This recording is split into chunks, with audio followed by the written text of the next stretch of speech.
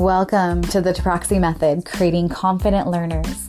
The Taproxy Method uses a unique combination of breath work, brain-body work, gratitude, and a clay-based program to affect the neuroplasticity of the brain in students, to help strengthen their mind-body connection, help them develop a growth mindset, and most importantly, trust and confidence in themselves.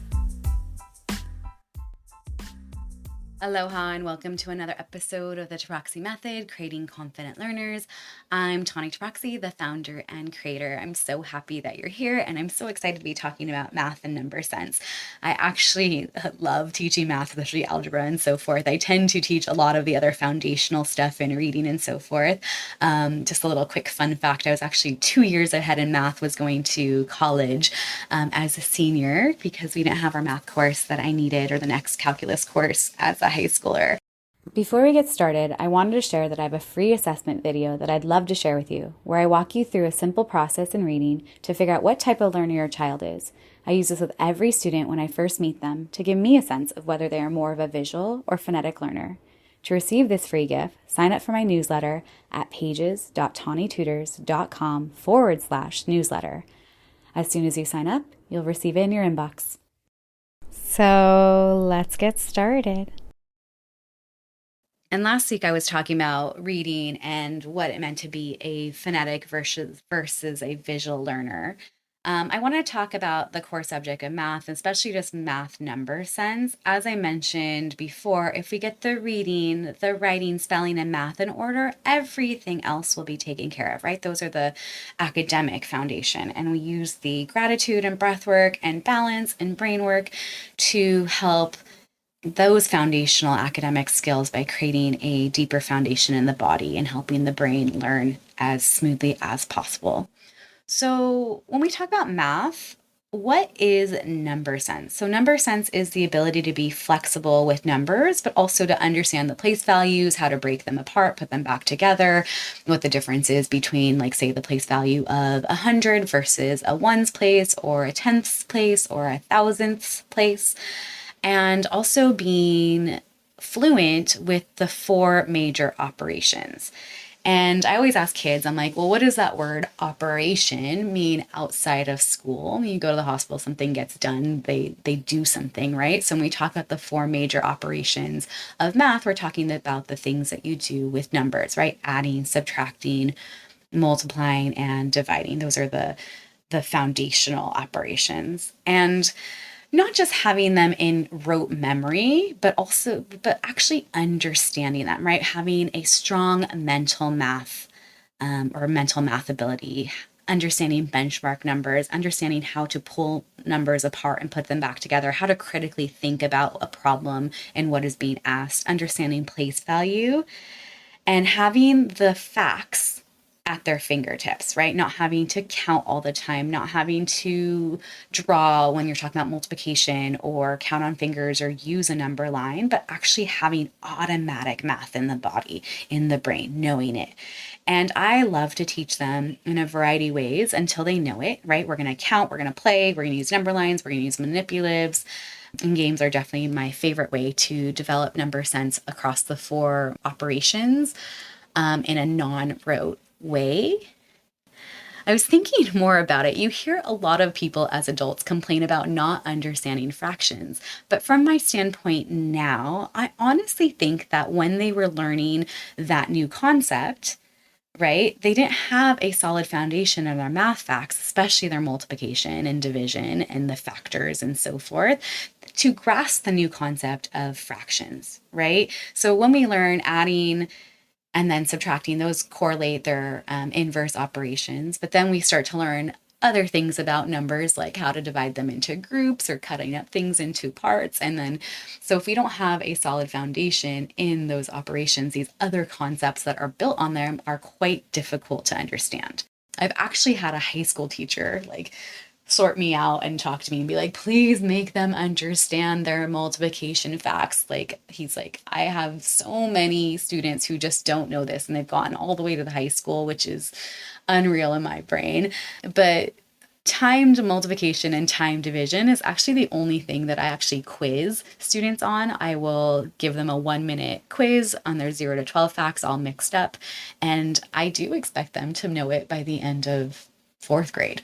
I have fifth grade, sixth grade, and so forth still working on that. But really, if you don't have those concepts, what is 5 plus 7, 12, like at your fingertips? What is 7 times 7, 49?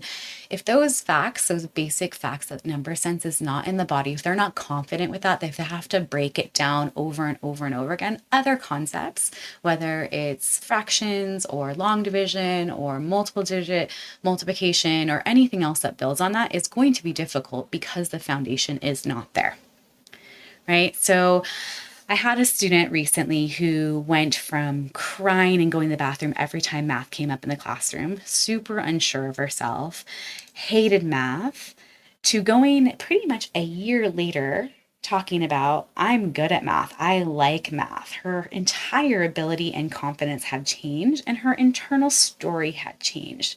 But this was because the mastery was there. There was enough ease, there was enough discussion, there was enough practice and accountability too. A lot of times kids will slide through the classroom, whether they're taking their breaks, they're not really trying, they are shutting themselves down, but they're not finishing the task at hand. And so then the accountability is not there, the ease is not there, the practice is not there. I do talk a lot because we're talking about the brain synaptic connections. Sometimes when you're learning something new, let's say addition, something very simple. Sometimes you have to put pen to paper, pencil to paper, and just do it over and over again through the body, and then the mind will catch up. I personally remember a college math course, and I was a whiz at math. I loved math. It was super interesting, but I took a theorems class, I believe, or a theories class of how you prove stuff. And for the whole quarter at UC San Diego, I'm sitting there at office hours, not understanding, just keep on, chugging through it. My brain just would not catch up.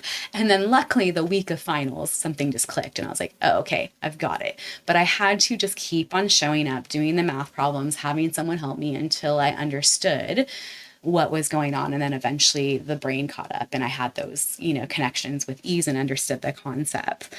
But to go back to this child, she was doing everything to get out of it until she was held accountable, one-on-one attention, one-on-one, math facts and games and so forth to get that understanding and ease. She didn't have any of the basic skills and understanding. It just wasn't there. And because she was also paralyzed by perfection, right? I have to get this right. And there was no room to make errors or get things wrong. She wasn't learning anything, right? We go to school to learn. We go to school to make mistakes. If a child makes a mistake, it's not like, oh, no, you don't get it. It's like, oh, this is just not what you understand yet. And a mistake in math or school just shows what we have to revisit, what a child doesn't know, right? It's just information. But a lot of times these kids who are perfectionists or have a really high people-pleasing tendency or want to get it right, we have to have those conversations of like, we go to school to learn something new. You're not expected to know this yet, but through practice, it will come, right? It's interesting because I do think there are two categories of students. Some of my students who really struggle with reading, writing, spelling have a sophisticated ability to think about numbers. They have a complex system of their own to break apart numbers. They tend to have a very great problem-solving, algebraic thinking within them that they're not aware of, because oftentimes in the lower grades, right, elementary, even lower middle school, more of the rote tasks in math are being tested versus these deeper understanding and thinking and so forth. So unfortunately, since the early years are focused on rote skills, they tend to not know how smart they are in this area because they're not being asked this yet. And then to compound that with having trouble with reading, they don't understand that their brain actually has some gifts that other people don't understand. So it's also the same with reading, where a child struggles with fluency, but their higher order thinking is deep and complex. They have a story about them not being very smart, even though they're doing very, very sophisticated things. Especially this idea of reading is thinking. It's not just the fluency of words, but again, in lower years, we tend to focus on that. and they don't always get that understanding that they have the reading skills on the thinking level. It's the fluency that's blocking them. We give them the other tools. Actually, a lot of parents will come to me with the Bob books, which I actually don't like very much because they don't make any sense. There's no teaching anything deeper than just phonetics, and that is not all of what reading is. We read fluently so we can understand, but we also read to get information, to think about what we're reading. I have another second grader. His concepts of multiplication is so easy for him. This is a third, fourth grade level concept. I have sixth graders who are struggling at a greater rate than him.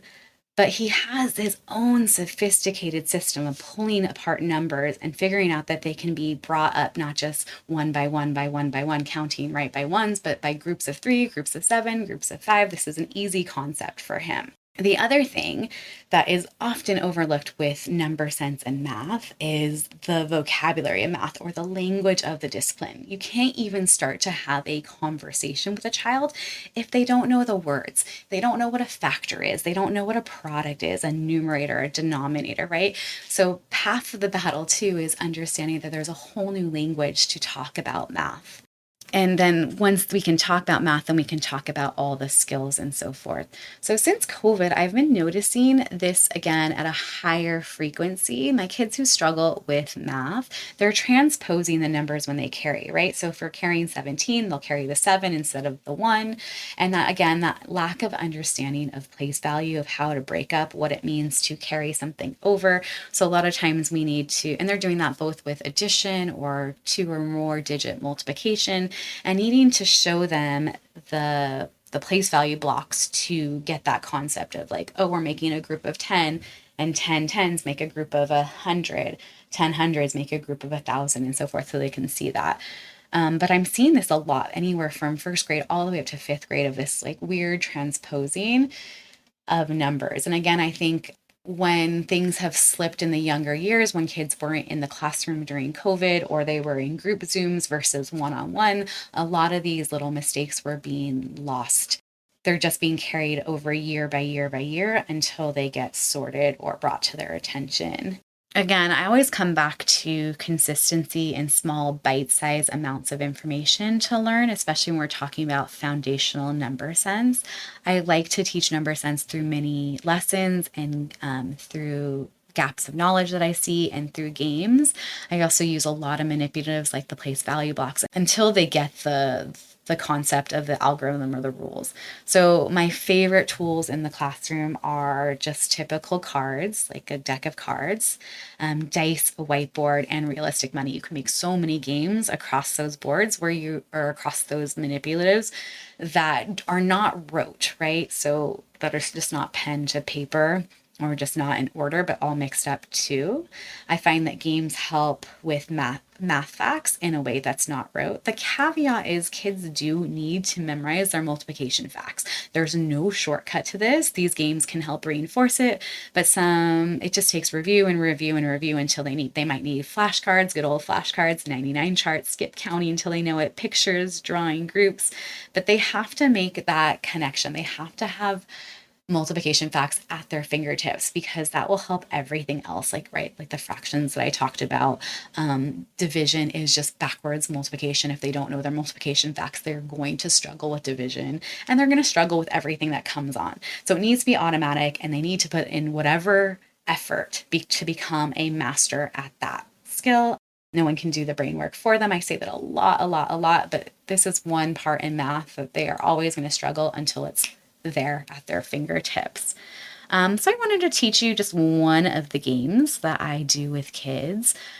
And then you're just going to use a simple or a regular deck of cards, but you're going to move all the face cards and all the aces. So you're going to have 2s through 9s. And when you do math games, you got to make it a math game, right? It's a game. We're playing it, a little bit of healthy competition, make it fun, and so forth. So you just deal out the deck half and half. And you're going to flip over 2 cards, right? And you can do this for adding, subtracting, multiplying. And we'll just play one round of this. So You have 5 plus 8, which is 13. I have 6 plus 6 is 12. You won, right? So the only difference is if you have the same cards, then you put 3 cards face down and play war. So it's just another way to teach kids to get their math facts in a way that's not rote. It's a little bit of a game, a competition, and so forth. Some kids like to expand that to 3 cards that they're adding when they get really confident, if you're just a younger kid who's just adding and subtracting. But you can use this for subtraction skills, multiplication skills. I still haven't quite figured out how to use this with division, but I am convinced if you know division or if you know multiplication, division is easy because division is backwards multiplication. And just that association in the fact family, they're able to reinforce that skill. So having fun with a little bit of war, try that at home, see how that helps, and definitely get your kids to know all their math facts, their multiplication facts at their fingertips.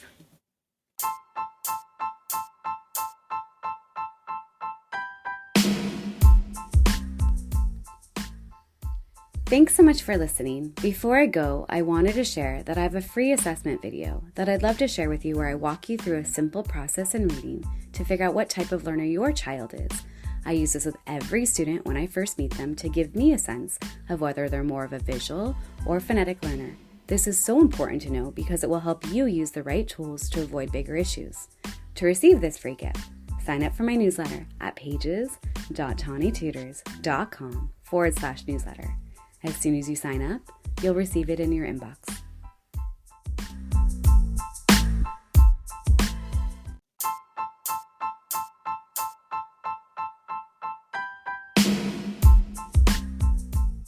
If you're interested, follow me on Instagram and Facebook at The Taproxy Method.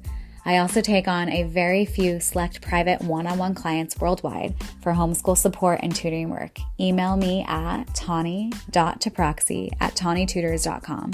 Have a blessed day and aloha.